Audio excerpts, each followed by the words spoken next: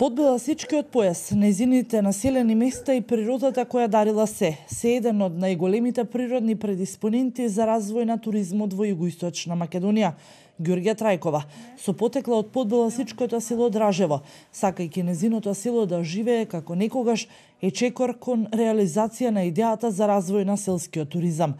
Таа планира наскоро да издава соби за да можат гостите да уживаат во убавините на овој регион. Осеќаме уште моќ во нашата душа за работа и гледаме веќе како што идат деновите, се ни пропаѓа, семејствата се разотидоа, младите излегоа во странство.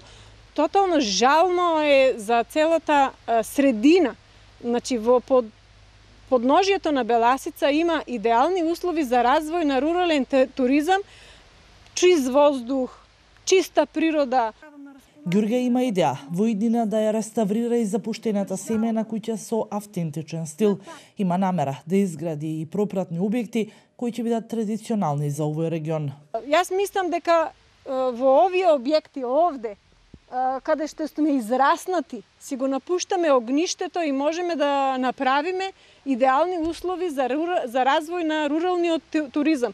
Ова е место негде околу 8 декари место што можеме да го претвориме во ептен, идеално катче да се функционира, за да може да се прошеташ, да видиш, да седнеш, така да си ги наполниш батериите, да се избегне од секојдневието, од густите средини. Во функција на руралниот туризам е и владината програма за поддршка и развој на руралниот туризам, која нуди одлични можности за инвестирање.